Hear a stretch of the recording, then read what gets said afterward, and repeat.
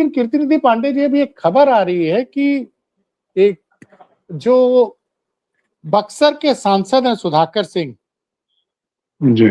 उन्होंने अपने वकील के जरिए एक लीगल नोटिस भेजा है और ये लीगल नोटिस भेजा गया है ट्रस्ट के अध्यक्ष को, उनके महासचिव को और तमाम ट्रस्टियों को। और उसमें हवाला दिया गया है मद्रास हाई कोर्ट के नियम का कि जो भी ट्रस्ट पब्लिक के चंदे से चलता है, जिसमें पब्लिक दान देती है और जिसमें FCRA लाइसेंस के तहत विदेश से लोग दान देते हैं, उस तरह के ट्रस्ट वो जो पैसा होता है वो जनता का पैसा है, तो इसको खर्च करने का तरीका बड़ा पारदर्शी होना चाहिए। इसलिए उन ट्रस्टियों से उन्होंने बोला कि 3 दिन के अंदर अब 20, 21, 22 से लेकर अब तक 25, 26 तक का 5 साल का पूरा ब्यौरा आप सार्वजनिक कीजिए कि कितना पैसा आपको कहां कहां से मिला और कितना पैसा कहां कहां खर्च हुआ, कितने की आपने जमीन खरीदी और आपकी बैलेंस शीट का ऑडिट हुआ है कि नहीं हुआ, सब कुछ साक्ष्य प्रस्तुत कीजिए। और जिस वकील साहब ने नोटिस भेजा है उन्होंने ये बताया है कि ये हाईकोर्ट, मद्रास हाईकोर्ट की रूलिंग है कि पब्लिक का पैसा जब होगा तो किसी ट्रस्ट में होगा तो उसको बड़े पारदर्शी तरीके से ट्रस्टीज को खर्चा करना चाहिए, उसका हिसाब देना पड़ेगा। ट्रस्टीज उस पैसे के मालिक नहीं है। तो ये तो SIT जांच करके सरकार तो किसी दूसरी तरफ ले जा रही है। अब इस नोटिस के बाद क्या ट्रस्ट की कानूनी मुसीबतें बढ़ेंगी? पहला सवाल। या ट्रस्ट इस कानूनी नोटिस को इग्नोर कर देगा? देखिए आलोक जी, राम मंदिर ट्रस्ट के तहत उसके निर्माण से लेकर के उसकी सारी व्यवस्था का संचालन का जिम्मा ट्रस्टियों के जिम्मे है। और हमारे नेता आदरणीय अखिलेश यादव जी ने तो सिर्फ बहुत सिंपल सा चोरी बताया था, 7 करोड़ का कहा था, 7 करोड़ रुपए जब तक चोरी हो गए। लेकिन मैंने महसूस किया कि जब कोई कमजोर नस दबती है उसके बाद धीरे धीरे परत दर परत खुलती रहती है और उसका परिणाम यह है कि आज वो, हमें लगता है कि 800 करोड़ 1000 करोड़ तक भी जाएगा तो कोई उसमें अतिशयोक्ति नहीं है। क्योंकि देखिए लगातार जो 3 सवाल खड़े हो रहे हैं कि अभी तक तो हम लोग चढ़ावे की चोरी की बात करते थे, तब तक उसमें जमीन घोटाले का भी मामला प्रकाश में आया। जमीन घोटाले के साथ साथ मामला वो शिलाएं जो इकट्ठा की गई पूरे देश से, जो सनातनियों ने हर गांव पूजन किया शिला का, तो जिसकी हैसियत मिट्टी के ईंट की थी, पत्थर देने की थी, वो ईंट पत्थर दिए। जिसकी हैसियत चांदी की ईंट देने की थी, सोने की ईंट देने की थी, हीरे पर जैसे राम लिख करके देने की थी, और रत्नमणि जितने थे जो देने की हैसियत में, वो सिलाएं वहां इकट्ठा हुई। और जो आंकड़ा है वो 2500 सिलाएं लगभग पूरे देश से एकत्रित हुई। आप 3 ताले के अंदर वो सिलाएं रखी गई थी, पुलिस की सिक्योरिटी थी। उस पुलिस की सिक्योरिटी में से आप सोचिए 1250 रत्न जड़ित सोने चांदी के आभूषण गायब है, उसका पता ही नहीं कहां चला गया। और उससे भी गंभीर विषय, आपको याद होगा कि गांव चंदा एकत्रित किया गया मंदिर निर्माण के लिए, गांव वो पैसा भी कहां है किसी को नहीं पता। ये सब तो इधर चंदे चढ़ावे की चोरी हो रही है, और उसके पहले जितने पैसे एकत्रित हुए मंदिर ट्रस्ट के लिए, ये ट्रस्टियों की नैतिक जिम्मेदारी है। जो वकील साहब ने लीगल नोटिस दिया है वो सही दिया, रूलिंग भी दिया मद्रास हाईकोर्ट का, ये उनकी लीगल जिम्मेदारी है और सनातनियों के प्रति उनकी जिम्मेदारी है। इस देश के करोड़ों आस्थावान हिंदुओं के प्रति ट्रस्ट की जिम्मेदारी है, वो उनको इस बात की जानकारी दे कि पैसा आया कहां, कितना गया कहां कहां खर्च हुआ, कितना सैलरी में गया, कितना पैसा कहां गया, ये बताना चाहिए। और आपको एक बात मैं बताऊं कि एक संत एक दिन इंटरव्यू दे रहे थे यूट्यूब पर एक संत एक दिन इंटरव्यू दे रहे थे आलोक जी। तो आलोक जी, एक संत एक दिन इंटरव्यू दे रहे थे एक यूट्यूब चैनल पे। उन्होंने बताया कि एक अजय विश्वकर्मा है, जौनपुर के रहने वाले। अजय विश्वकर्मा जी व्यापारी हैं, बड़े उद्योगपति टाइप के हैं। उन्होंने राम मंदिर में एक 12 ज्योतिर्लिंग से के आकार में बना माला हार बनवाया था भगवान राम के लिए। सोने का, सोने का, और चरण पादुका बनवाया था सोने का। और सुनिए उनकी आस्था देखिए, बड़े उद्योगपति होने के बाद भी जौनपुर के रहने वाले हैं, मुंबई में ऑर्डर दे करके बनवाया, और मुंबई से जब वो बन करके ले करके आए तो जौनपुर से सपरिवार पैदल आए अयोध्या के राम मंदिर तक, पदयात्रा किया, पैदल आए, और 4 दिन लगे उनको आने में जौनपुर से अयोध्या। और जब उन्होंने वो चरण पादुका और वो हार दान दिया मंदिर में, तो उन्होंने उसकी रसीद या उनका एक इच्छा था कि जो हम भगवान को दान कर रहे हैं, भगवान को पहना दिया जाए, और भगवान के गले में हार हो, चरण के पास चरण पादुका हो, और उसकी एक फोटो हो, मैं अपने घर में लगाऊंगा कि मैंने भगवान राम को ये दान दिया, और वो एक मेमोरी हमारे घर में रहेगी उसकी। ट्रस्ट के लोगों ने न उस दान की रसीद दिया, न उसकी फोटो दिया, उनको कहा जाइए रसीद और फोटो दोनों बाद में आपको भेज दी जाएगी। वो भक्त थे, चढ़ा करके चले आए, और जब 2-3 महीने बाद पता करना चाहे कि न रसीद आई न फोटो आई, तो उनको बताया गया कि वो सब बेंगलुरु भेज करके गलवा दिया गया, सोना चांदी सब गल गया। इस तरीके की चोरी है। अरे भैया ये कैसे संभव हो गया कि आपने सोने का हार बनवाया, सोने की चरण पादुका बनवाई, ट्रस्ट ने उसको गलवा कैसे दिया, किसके कहने पर गलवा दिया? ये ट्रस्ट जवाब दे रहा है। जो जिस संत के साथ तो गए थे, उनका नाम मैं विस्मृत हो रहा हूं, उनका नाम नहीं याद पड़ रहा हमको, लेकिन वो उनको जवाब दिया गया कि वो ट्रस्ट में आया था, ट्रस्ट ने उसको गलवा करके सोना बना दिया। उनको न रसीद मिली और न तो फोटो मिली, भगवान को पहनाया तक नहीं गया। ये ट्रस्ट का हाल है। और ट्रस्ट में अगर मैं कह रहा हूं, देखिए एसआईटी बनी है, जरा विचार करिए आलोक जी, एसआईटी बनाया है पीएमओ ने, और पीएमओ में सबसे ताकतवर नहीं, योगी जी ने बनाया है। एसआईटी योगी जी ने बनाया, लेकिन ट्रस्ट बनाया पीएमओ ने। ट्रस्ट का जो गठन हुआ उसको पीएमओ ने बनाया, और उसके अध्यक्ष नृपेंद्र मिश्रा सबसे ताकतवर अफसर रहे हैं पीएमओ में, सबसे ताकतवर रहे हैं। चीफ इलेक्शन कमिश्नर उसके मेंबर हैं ज्ञानेश कुमार ट्रस्ट के। चंपत राय बंसल जी महासचिव हैं। इनके खिलाफ क्या कोई अफसर जांच कर सकता है? इनके खिलाफ क्या कोई अफसर रिपोर्ट लगा सकता है? इनके खिलाफ क्या कोई अफसर ये लिख के देगा कि इनके नेतृत्व में एफआईआर हुआ, भ्रष्टाचार हुआ, और इनके खिलाफ एफआईआर किया जाए? ये एसआईटी का मतलब है लीपापोती करना।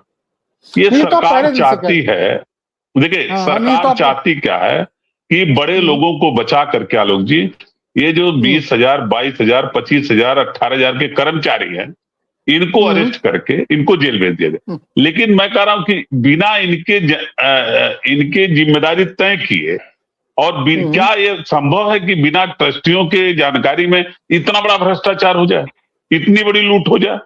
और अब तो इससे भी बड़ी बात है, मथुरा कृष्ण जन्मभूमि है, वहां एक फलाहारी बाबा है। फलाहारी बाबा ने बाकायदा प्रेस करके योगी आदित्यनाथ जी से, उत्तर प्रदेश के जो मुख्यमंत्री, उनसे मांग कर रहे हैं कि यहाँ के चढ़ावे में भी लगातार चोरी हो रही है, लूट हो रहा है, उसकी भी जांच कराई जाए।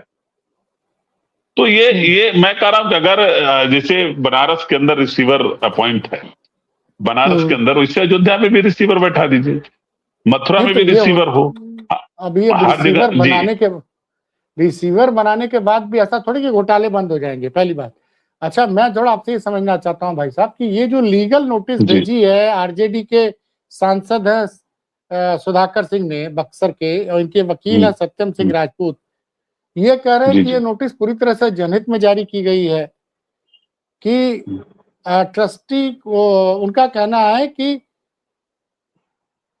ये नोटिस पूरी तरह से जनहित में जारी किया गया है, न कि किसी राजनीतिक, पक्षपाती या व्यक्तिगत मकसद से। ट्रस्ट भारत और विदेश में लाखों भक्तों द्वारा दान किए गए सार्वजनिक चंदों का एक अमानतदार के तौर पर संभालता है, जहां जनता का पैसा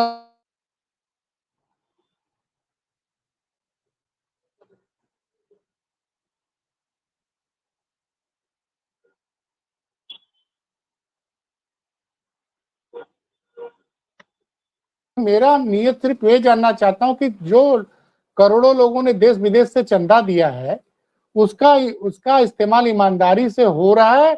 और ये मद्रास हाई कोर्ट के एक जजमेंट का भी हवाला दे रहे हैं कि मद्रास हाई कोर्ट ने कहा था अपने एक जजमेंट में कि किसी पब्लिक धार्मिक संस्था को दिया गया दान ट्रस्टियों की निजी संपत्ति नहीं होता, बल्कि यह समुदाय के फायदे के लिए होता है और समुदाय को ऑडिट और पारदर्शिता की मांग करने का पूरा अधिकार है।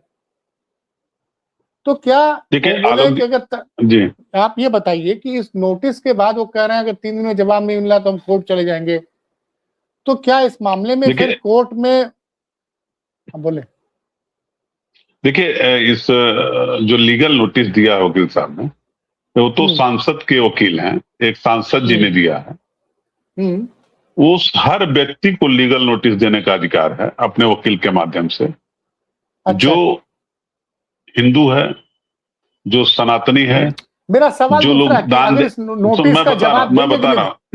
मैं उसी पा रहा हूं, मैं उसमें जो दान दे रहे हैं सबको पूछने का अधिकार है कि हमने दान दिया तो पारदर्शिता के साथ भगवान राम के मंदिर के उत्थान के लिए या कोई अन्य जो योजनाएं चलती हैं, मंदिर में भोजन कहीं चल रहा हो, कहीं वृद्धाश्रम चल रहा हो ट्रस्ट के माध्यम से, तो उसमें सही उपयोग हुआ कि नहीं, जानने का अधिकार सबका है।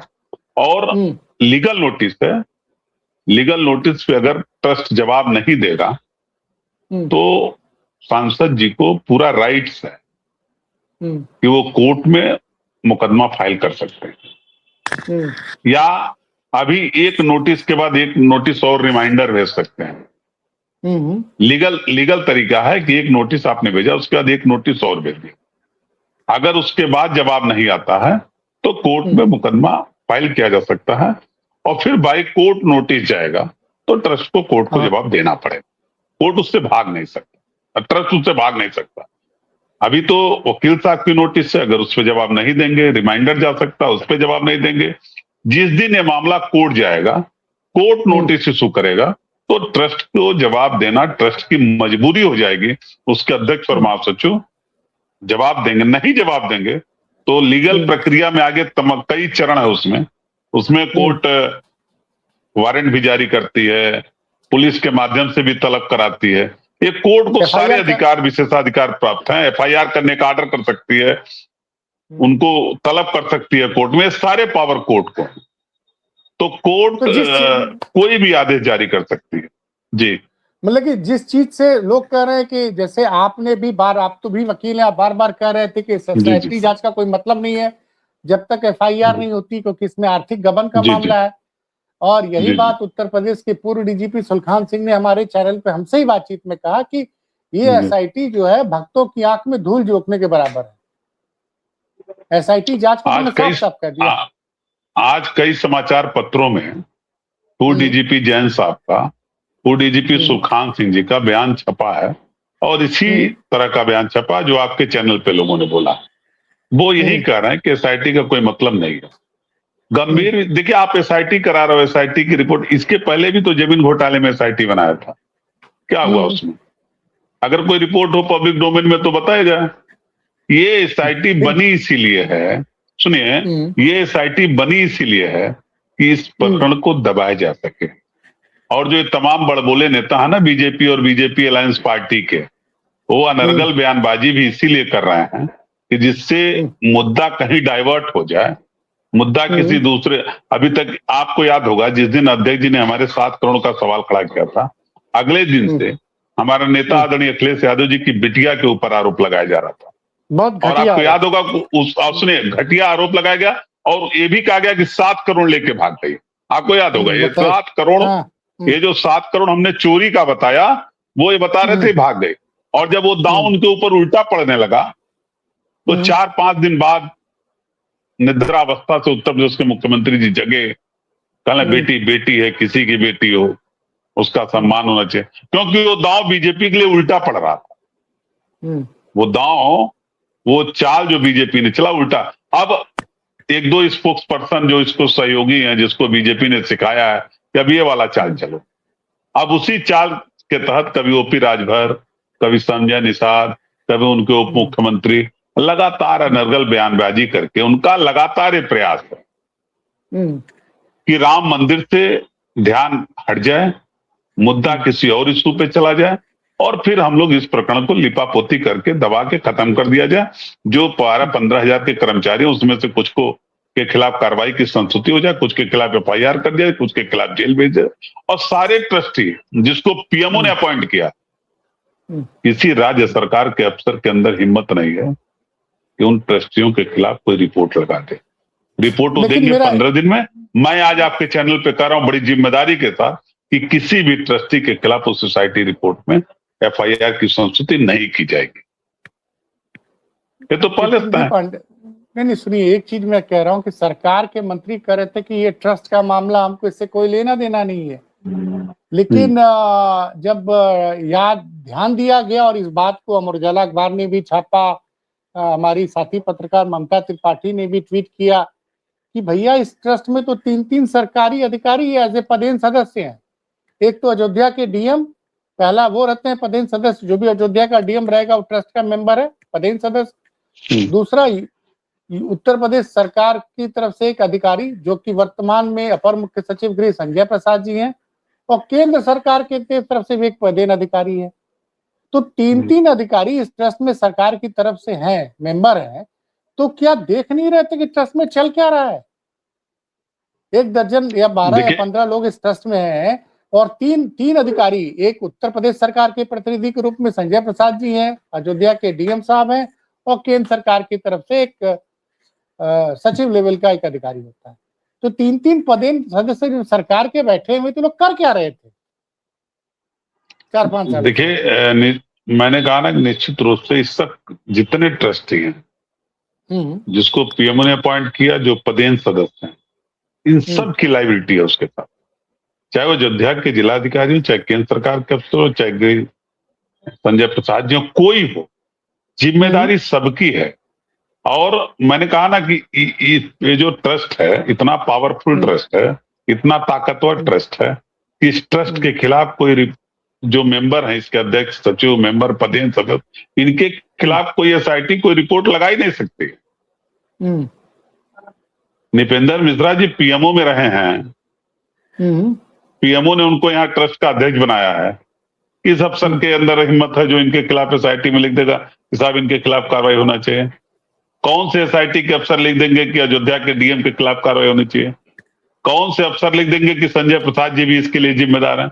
जबकि मैं कह रहा हूं ट्रस्ट के सभी मेंबर जिम्मेदार। अगर आपके नेतृत्व में ट्रस्ट संचालित हो रहा है और उस ट्रस्ट में इतनी बड़ी चोरी हो रही है और लगातार हो रही है, और जो पुराना सिला और पैसा था वो भी गायब है, तो जिम्मेदार सबके सब हैं, सबके खिलाफ कार्रवाई होनी चाहिए। लेकिन SIT किसी के खिलाफ कार्रवाई नहीं कर पाएगी। SIT किसी ट्रस्टी के खिलाफ कार्रवाई की संस्तुति भी नहीं करेगी। मैं पहले बता रहा हूं आपको, SIT सिर्फ लिपापोती करने के लिए बनाई गई है, और लगातार इस मुद्दे से ध्यान भटक जाए, उत्तर प्रदेश में कोई और मुद्दा गर्म हो जाए, इसके लिए बीजेपी लगातार प्रयास करे, चाहे वो संजय निषाद के रूप में कर रही हो, चाहे अपने उप मुख्यमंत्री केशव प्रसाद मौर्य कर रहे हो, चाहे ये राजभर साहब बोल रहे हैं। ये लगातार प्रयास वही है कि इस चोरी पे पर्दा डाला जा सके। लेकिन अब तो मैं बधाई देता हूं, मैं तो अब बधाई दूंगा इस देश की जनता को, उत्तर प्रदेश की महान जनता को, कि और आप जैसे तमाम पत्रकार साथी को, जो लगातार इस मुद्दे को लोगों तक भूलने नहीं दे रहा, और जनता भी भूल नहीं रही है।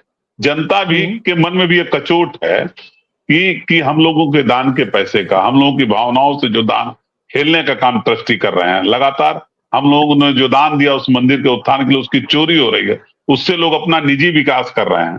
तो ये जो पीड़ा है जनता के अंदर, वो लगातार अब जनता बोल रही है। आज भी मैं एक खबर देख रहा था, आप ही ने भेजा है, उस खबर में जो अयोध्या में लोग दर्शन करने हैं, वो बोल रहे हैं कि बहुत तकलीफ हो रहा है ये बात सुन करके कि ट्रस्ट वाले चोरी कर, ट्रस्ट का पैसा चोरी हो रहा है।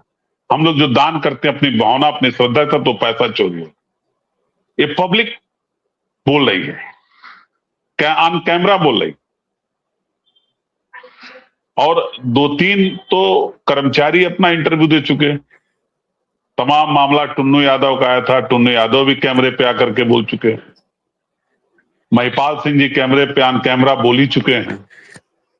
वो मैं अजय विश्वकर्मा वाला बताया, उस संत का नाम नहीं याद पड़ रहा है, वो संत अच्छा, ऑन कैमरा बोले। आपके पार्टी के जो जी मंत्री है, पूर्व मंत्री है विधायक पवन पांडे जी, वो भी कल प्रेस कॉन्फ्रेंस में कहे कि भाई इतने बयान है पब्लिक डोमेन में, महिपाल सिंह इतना बयान दे रहे हैं, किसी पे भी एफआईआर दर्ज नहीं हो रही है। अब सवाल ये उठता है कि जी, तो जब आप लोग पहले आप तो पहले व्यक्ति हैं जो कि लगातार पहले दिन से बोल रहे हैं कि एसआईटी जो है बेकार है, इसका जब तक एफआईआर दर्ज नहीं होती एसआईटी के पास कोई पावर ही नहीं है। आप बताइए, आर्थिक गबन हुआ, पैसे की लूट हुई है, अभी हमारे आपके पैसा कहीं लूट लिया जाए सड़क पे, हम लोग एफआईआर कराएंगे पहले, तब ना जांच शुरू होगी उसकी, कि बिना एफआईआर के कौन सी जांच हो रही। और इतने एविडेंस हैं, अब तो सीसीटीवी फुटेज भी दिख रहे हैं कि पैसा कैसे 500 वाली गड्डी हटाई जा रही है, वो भी दिख रहा है। ये भी फुटेज है? नहीं, कुछ लोगों ने तो कहा डिलीट हो गया है। CCTV footage. अच्छा है। जब पब्लिक डोमेन में कोई चीज आ जाएगी तो आप हमारा अपना इंटरव्यू डिलीट कर देंगे, लेकिन कोई सेव करके रखा होगा तो उसका कैसे डिलीट करेंगे? इस तरीके की तमाम चीजें हैं। आपने सही बात याद दिलाई। और एक बात और बताऊं आपको, रामजीलाल सुमन पे मैं आपको दर्शक एक मिनट रुक रहा हूँ। मैंने एक मिनट बस। नहीं, बहुत महत्वपूर्ण बात है। आपने जो डिलीट शब्द का इस्तेमाल किया, तो रामजीलाल सुमन के घर पर जब हमला हुआ था, याद होगा, आगरा में, आपके जो विधानसभा सदस्य है, उस दौरान हम लोगों ने कई वीडियोस किए थे कि करणी सेना के सम्मेलन में क्या क्या हुआ आगरा में, किस तरह से हथियारों का प्रदर्शन हुआ, और रामजीलाल सुमन के घर पर जब हमला हुआ तो क्या क्या हुआ। तो उस वीडियो को मतलब यूट्यूब से गायब करा दिया गया। मतलब एक तो गोदी मीडिया सवाल नहीं पूछेगा, यूट्यूब पे सोशल मीडिया पर सवाल पूछेंगे तो उसको गायब करा दिया जाएगा। अब आगे बोलिए। आप देखिए, यूट्यूब अगर गायब कर देगा, हमारा आपका इंटरव्यू मैंने कहा ना, कभी आप जैसे पोस्ट करेंगे, अगर मैं इसकी बाइट अपनी आपकी काट के कहीं रख लिया तो फिर यूट्यूब डिलीट भी कर देगा, तो पब्लिक डोमेन से गायब नहीं हो सकता वो। और वो भी पब्लिक डोमेन में घूम रहा है जो 500 की गड्डी गायब हो रही है। और कल अयोध्या में ही शायद उनका नाम संतोष दुबे है, जो धर्म सेना वाले हैं, हिंदू धर्म सेना कौन है, जो कार सेवक रहे, संतोष दुबे शायद नाम है, और जो कल वो एक चैनल पे इंटरव्यू दे रहे थे, कल वो कोतवाली में एफआईआर की दरखास्त देकर के आए हैं इस चोरी के खिलाफ, जो शिला चोरी के खिलाफ, जो चंदा चोरी हो रहा है, और उनकी एफआईआर दर्ज नहीं किया कोतवाल में। और उन्होंने कहा, चैनल पे कहा बाकायदा, कि मैंने एफआईआर की दरखास्त दी है, कोतवाल ने ले लिया लेकिन एफआईआर नहीं दर्ज किया, और मैं इस लड़ाई को कोर्ट तक लड़ने का काम करूं। ये मामला तो कोर्ट जाएगा ही जाएगा, और राजपूत साहब लेके जाएंगे, दुबे जी लेके जाएंगे, और अभी तमाम लोग जिसकी भावनाएं आहत हो रही हैं। पीआईएल दाखिल है पहले से हाई कोर्ट में, तो ये पूरे देश के लगभग, मैं बताऊं, पूरे देश के लगभग सभी राज्यों में डिस्ट्रिक्ट कोर्ट, हाई कोर्ट में इस तरीके के मुकदमे आपको आने वाले दिनों में देखने को मिलेंगे पूरे देश में। बस केवल अपील अनुरोध है, माननीय सुप्रीम कोर्ट संज्ञान ले ले, और माननीय सुप्रीम कोर्ट को संज्ञान लेना चाहिए। क्यों नहीं ले रही है इसके बारे में तो मैं नहीं कह सकता, लेकिन माननीय सुप्रीम कोर्ट के निर्देशन में इस तरीके की कमेटी बनी है, और वह कमेटी अगर इस तरीके के करप्शन में शामिल है तो माननीय सुप्रीम कोर्ट को संज्ञान लेना चाहिए, पूरी कमेटी को डिसॉल्व करना चाहिए, पूरी जांच अपनी निगरानी में सीबीआई से करानी चाहिए, और इस देश के करोड़ों करोड़ सनातनियों को यह भरोसा दिलाना चाहिए कि जो आपका पैसा आना पाई आपने दान दिया, सोना चांदी हीरा मोती दान दिया, उसका ये हिसाब है। जो ले गया उसके खिलाफ इतनी कड़ी और सख्त कार्रवाई होनी चाहिए कि किसी अन्य मंदिर में, किसी अन्य धार्मिक स्थल पे, किसी धर्म का हो, तो इस तरीके की चोरी करने की हिमाकत कोई ना कर सके, इस तरीके की हिम्मत किसी के अंदर ना आ सके कि चोरी करे। लेकिन यहां तो सरकार उल्टा करे, सरकार बचा रही है सबको। ट्रस्टियों को ही बचाने का प्रयास हो रहा है। सारा मसला छोटे कर्मचारियों पे खेला जा रहा है। क्या इतना सिला गायब हो गया? वो छोटे कर्मचारी ले गए सब सिला। नहीं, मुझे इतना तो बार बार पैसा एक रोज का दर्शक रोज चोरी हो रहा था क्या जी? मुझे तो एक दर्शक ने हमारी डिबेट में, हम आप ही से शायद बात कर रहे थे, एक डिबेट में एक लाइन लिखी थी, मैंने कमेंट वो कमेंट हमारे यूट्यूब पे पढ़ा भी होगा कि इलेक्ट्रल बॉन्ड को सुप्रीम कोर्ट ने बैन कर दिया, इसलिए इन लोग की निगाहें जो है अब बड़े मंदिरों के चढ़ावे पर चली गई है। मतलब जनता इस तरह से लिख रही है, बताइए जनता जनार्दन को आप। देखिए, मैं तो कह रहा हूं कि जनता, मैंने कहा ना कि अभी तो लखनऊ से एक पीआईएल हुआ, दुबे जी अयोध्या के अंदर एफआईआर की दरखास्त दे रहे हैं, बिहार से एक लीगल नोटिस आया है। मैं अगर आप देखिएगा आने वाले 2-4-5 दिन, एक हफ्ते के अंदर कोई राज्य नहीं बचेगा, क्योंकि हर राज्य में सनातनी है। और जो अपने को सनातनी बताते हैं, अपनी सरकार को सनातनियों की सरकार बताते हैं, उनके सरकार में इतना भ्रष्टाचार और इतना लूट भगवान राम के नाम पर। भगवान राम का राजनीतिकरण तो किया ही किया, भगवान राम के नाम पर लूट भी मचाया है अयोध्या के अंदर। और लगातार अब तो परत दर परत खुल रहे हैं। अध्यक्ष जी ने तो केवल 7 करोड़ का नाम लिया, जमीन घोटाला भी खुला, शिला चोरी का भी मामला आया, और लगातार चोरी हो रही थी, इस बात का भी मामला प्रकाश में आया। तो अब जनता इस बात की अपेक्षा करती इन सनातनियों से कि कम से कम एक ऐसी कार्रवाई करे, एक नजीर पेश करें कि फिर पुनः मंदिर में चोरी की कोई हिमाकत न करे। हम लोग तो राम मंदिर बैठ के हैं। मैंने तो आलोक जी आपसे अनुरोध किया कि उस फलाहारी बाबा का भी इंटरव्यू करिए, जो मथुरा के हैं। बात करें। और फलाहारी बाबा ने बाकायदा प्रेस कॉन्फ्रेंस करके कहा, उनका भी वीडियो कहीं होगा, मैं आपको भेजने की कोशिश करूंगा, कि बाकायदा प्रेस करके कहा कि मथुरा के अंदर श्री कृष्ण जन्मभूमि में चोरी हो रही है, चढ़ावे में बिना बने चोरी हो रही है। ये सनातनियों की आस्था के साथ लोग खेलने का काम कर रहे हैं, उनकी भावना से खेलने का काम। और अगर इस पे कड़ा एक्शन नहीं होगा तो इसका परिणाम बहुत बुरा होगा। सनातनी जो अपने को बताते हैं सरकार में बैठे हैं, उनके लिए ये बहुत आसान रास्ता आने वाले दिन में नहीं तय होने वाला। जनता मुकम्मल जवाब देने के लिए तैयार बैठी है। देखिए, एक सज्जन है दिव्य कुमार सोती, ये लिख रहे हैं, श्री राम जन्मभूमि मंदिर में हुए चढ़ावा चोरी प्रकरण के 2 प्रभाव हैं। सनातनी हिंदू धर्म संस्थानों के सरकारी नियंत्रण से मुक्त कराने का आंदोलन शुरू होने से पहले ही समाप्त हो गया। समझिए, सरकारें और जुडिशरी अब हिंदू मंदिरों पर अपना फंदा टाइट करेंगी। अगले 2 दशक तक हिंदू श्री राम जन्मभूमि आंदोलन जैसे किसी दूसरे आंदोलन में भाग लेने से शायद ही निकलेगा। तो मुझे लगता है इससे तो सनातन का बहुत बड़ा नुकसान हो गया, कमजोर किया सनातन को इन लोगों ने।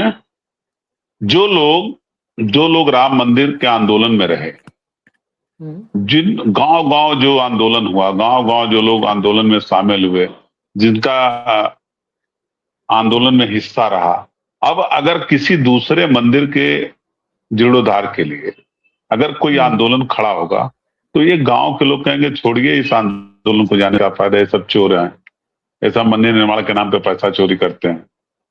तो ये सनातन धर्म को कमजोर किया इन लोगों ने। और वो बिल्कुल सही कमिटमेंट है कि सरकार धीरे धीरे सारे मंदिरों पे काबिज हो जाएगी। इस आधार सरकार अपना नियंत्रण कर लेगी।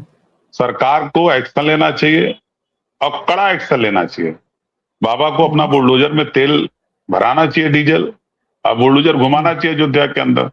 केवल अयोध्या में गरीबों का घर गिराने के लिए, जिन पुश्तैनी मकानों में लोग रह रहे थे, उन मकानों को गिराने के लिए केवल बुलडोजर न चले। जो राम जन्मभूमि मंदिर के ट्रस्ट में शामिल हैं, जो चोरी करने वाले लोग हैं, उनके खिलाफ भी बुलडोजर चले, तब माना जाएगा कि बाबा न्यायप्रिय कार्रवाई करते हैं, पक्षपात नहीं करते हैं, सबके खिलाफ एक जैसी कार्रवाई करते हैं। लेकिन यहां तो लग रहा है बुलडोजर में डीजल ही खत्म है, बाबा बोलने को तैयार नहीं है इस पे। नहीं, सवाल ये कि बाबा के बोलने से क्या फर्क पड़ता है।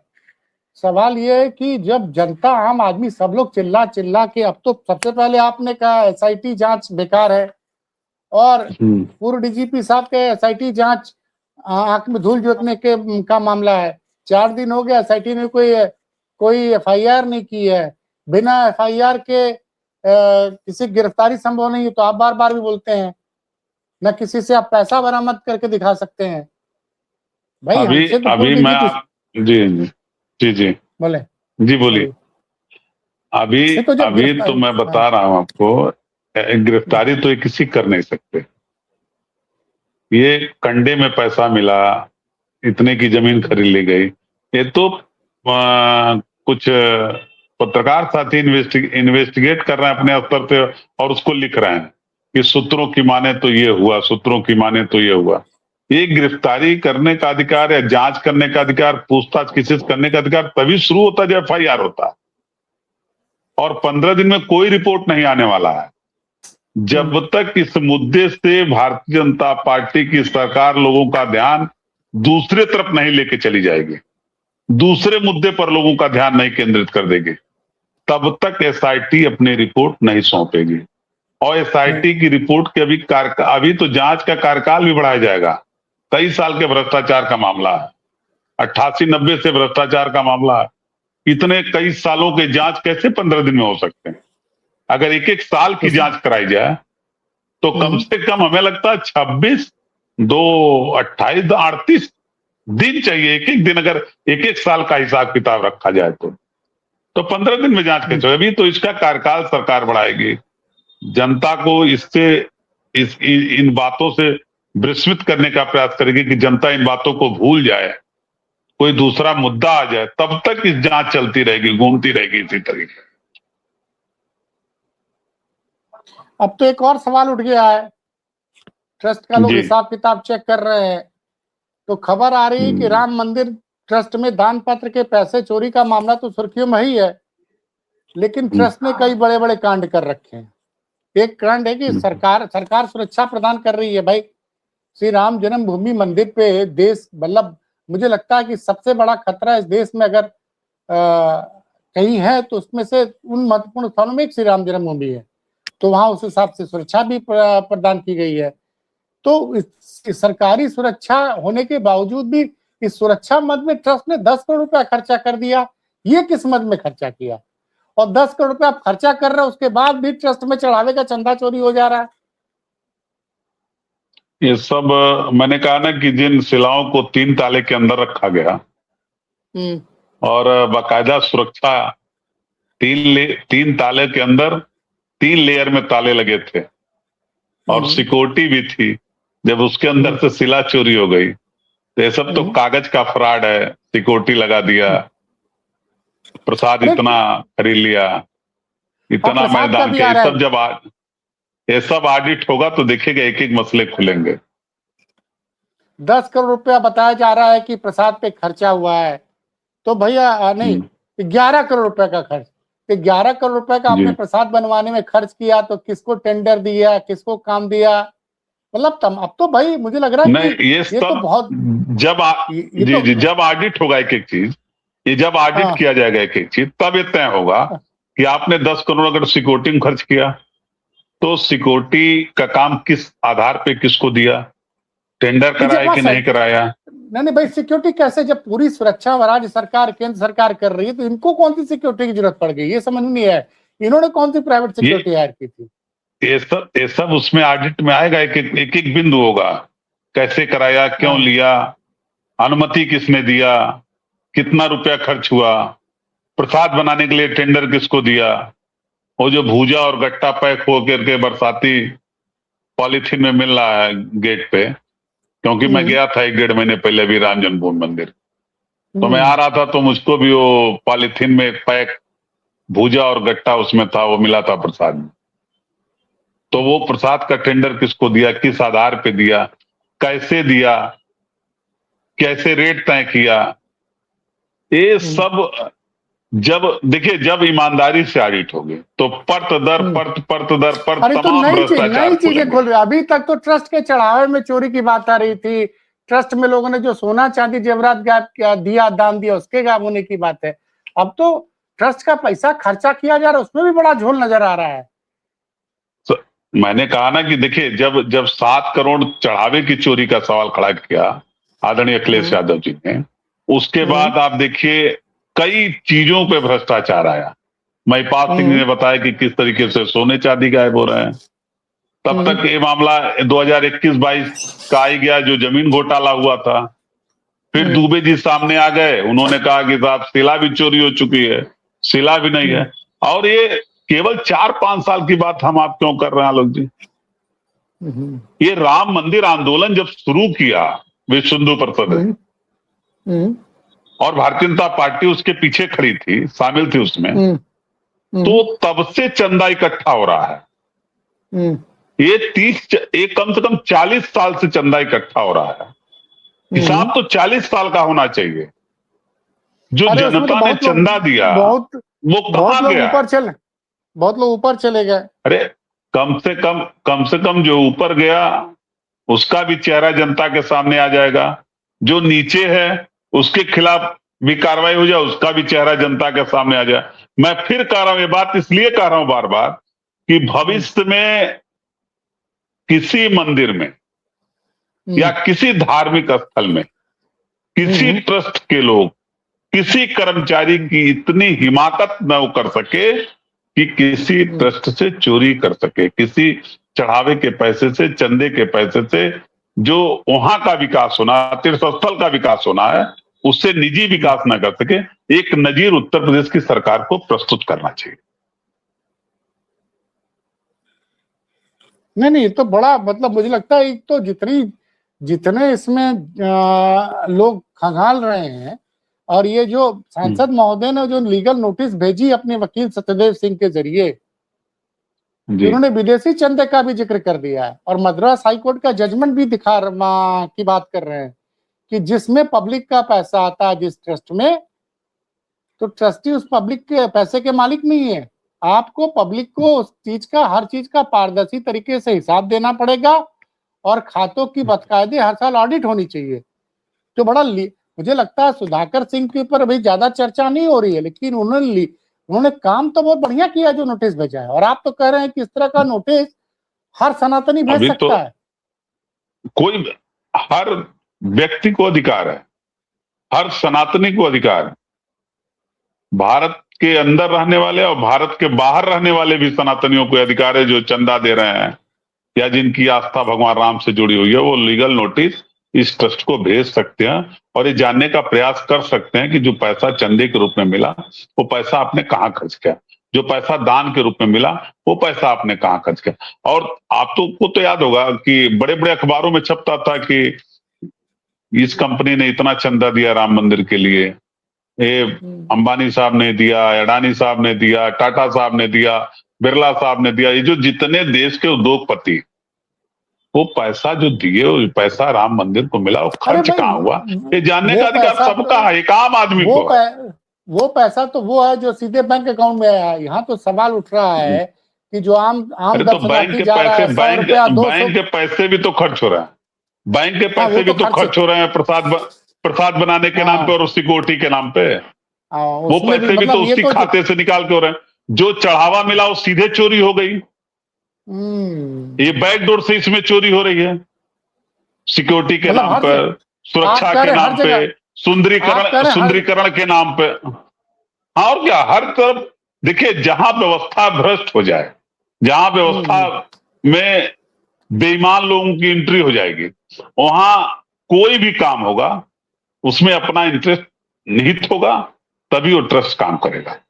मैंने कहा कि जो पैसा खाते में आया वो पैसा सिक्योरिटी के रूप में खर्च होगा, प्रसाद बनवाने के रूप में खर्च होगा, मेंटेनेंस के नाम पे खर्च होगा, सुंदरीकरण के नाम पे खर्च होगा, विकास के नाम पे खर्च। और इस सब की जब ऑडिट आप करेंगे, सब की जब ऑडिट होगी, इसीलिए तो कहा जा रहा है ना कि सीएजी से ऑडिट कराइए, सीबीआई से जांच कराइए, दोनों की सुप्रीम कोर्ट निगरानी करे। यही तो हो रहा बार बार। ये मंदिर माननीय सुप्रीम कोर्ट की देन, ये ट्रस्ट माननीय सुप्रीम कोर्ट के निर्देश पर, माननीय सुप्रीम कोर्ट खामोश क्यों है, ये बड़ा चिंता का विषय है। अरे ये तो सर आप माननीय वकील हैं, आप सुप्रीम पूछ कोर्ट इसका सकते हैं। संज्ञान क्यों नहीं ले रहा?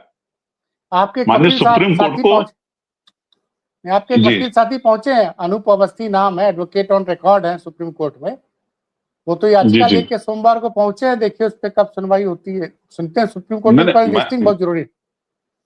अरे सर, लिस्टिंग और सुनवाई अब आपको ही पता है। मीनाक्षी नटराजन जी के केस में क्या हुआ, मध्य प्रदेश में जो राज्यसभा के परिणाम है, सुनवाई ही नहीं हुआ, सुनने से इनकार कर दिया माननीय सुप्रीम कोर्ट ने। और मुझे नहीं लगता कि देश में इससे बड़ा जिससे कोई महत्वपूर्ण मुद्दा है कि राम सनातन के सबसे बड़े आस्था के केंद्र पर अगर आरोप लग रहा है तो सुप्रीम कोर्ट को तो इस नोटिस को सुनना चाहिए, तुरंत सुनना चाहिए। देखिए, इस बात से कोई इनकार नहीं कर सकता कि भारत में सबसे बड़ी आबादी सनातनियों की, और उस सनातनियों की आस्था का केंद्र है भगवान राम का वो मंदिर, और उस राम के मंदिर का निर्माण का मार्ग प्रशस्त हो सके, इसके लिए माननीय सुप्रीम कोर्ट का निर्देश है, और उसको निर्माण हो जाए, वो सकुशल चले, इसके लिए एक कमेटी बने, ये भी माननीय सुप्रीम कोर्ट का निर्देश है। और उसमें अगर इस तरीके की लूट हो रही है, चढ़ावा में चोरी हो रहा है, चंदा में चोरी हो रहा है, जो पैसे खाते में है उसको सिक्योरिटी और प्रसाद बनाने के नाम पे खर्च हो रहा है, या डेवलपमेंट के नाम पे खर्च करिए, अगर किसी पैसे को खर्च करने का कोई नियम कानून नहीं है तो इसकी ऑडिट होनी चाहिए। और माननीय सुप्रीम कोर्ट, अगर अवस्थी जी गए हैं तो हो सकता है माननीय सुप्रीम कोर्ट उसका संज्ञान ले, उस पर सुनवाई कर ले, लेकिन हमें ये उम्मीद करना चाहिए कि माननीय सुप्रीम कोर्ट इसका संज्ञान लेगा और इस पे कार्रवाई करेगा, उसके नेतृत्व में सीबीआई जांच होगी और एक कड़ा संदेश होना चाहिए। और मैं आपसे एक अनुरोध करूंगा कि राम मंदिर का मुद्दा तो है, लेकिन आप मथुरा में फलहारी बाबा को खोजिए एक बार। मैं खोज रहा हूँ। वो आपको बताएंगे कि कृष्ण जन्मभूमि ट्रस्ट में कैसे चोरी हो रही है और कब से चोरी हो रही है। वो मैं बिल्कुल करूंगा सर। और हाँ, चलिए सर, आपने बहुत दर्शकों को समझा दिया कि लीगल नोटिस आ गई है और लीगल नोटिस के बाद अब कोर्ट का भी सामना करना पड़ सकता है राम जन्मभूमि ट्रस्ट को। सरकार भले इस मामले को कोर्ट में लेके नहीं गई, लेकिन जो बक्सर के सांसद है उन्होंने शुरुआत कर दी है। पहला तरीका होता है लीगल नोटिस का, लीगल नोटिस के बाद वो कोर्ट जाएंगे तो कोर्ट नोटिस देगा। और इनका कहना है कीर्तिनिधि पांडे, एडवोकेट कीर्तिनिधि पांडे का, कि इस मामले को अब बहुत से लोग कोर्ट में लेके जाएंगे और आज नहीं तो कल जब कोर्ट मामले का संज्ञान लेगा तो दूध का दूध पानी का पानी होगा। तो बड़ी संख्या में जो दर्शक जुड़े थे उन सभी का बहुत धन्यवाद। कीर्तिनिधि पांडे साहब को भी बहुत बहुत धन्यवाद, क्योंकि आज वो लखनऊ में है, उसके बावजूद भी उन्होंने समय निकाला। ये बताता है कि वो पूरी तरह से प्रतिबद्ध है एज ए सनातनी कि अयोध्या के मामले में जल्द से जल्द, ये पहले दिन से कह रहे हैं कीर्तिनिधि पांडे कि सुप्रीम कोर्ट के निर्देश पर ये राम मंदिर बना है, सुप्रीम कोर्ट के निर्देश पे कोर्ट बना है, तो सुप्रीम कोर्ट को इसका संज्ञान लेना चाहिए। पिछले 10 दिनों से कीर्तिनिधि पांडे जी लगातार यही बात कर रहे हैं। देखते हैं सुप्रीम कोर्ट कब तक इस मामलों में खामोश रहता है। आप सभी दर्शकों का बहुत बहुत धन्यवाद, कीर्तिनिधि पांडे का भी विशेष रूप से धन्यवाद।